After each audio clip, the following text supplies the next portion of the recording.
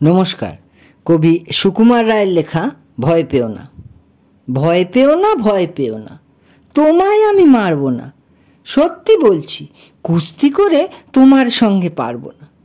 মনটা আমার বড্ড নরম, হাড়ে আমার রাগটি নেই। তোমায় আমি চিবিয়ে খাবো এমন আমার সাধ্যি নেই। মাথায় আমার শিং দেখে ভাই ভয় পেয়েছো কতই না।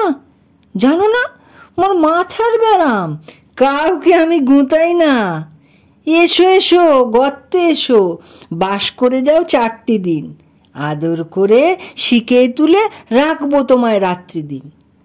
হাতে আমার মুগুর আছে, তাই কি হেতায় আসবে না?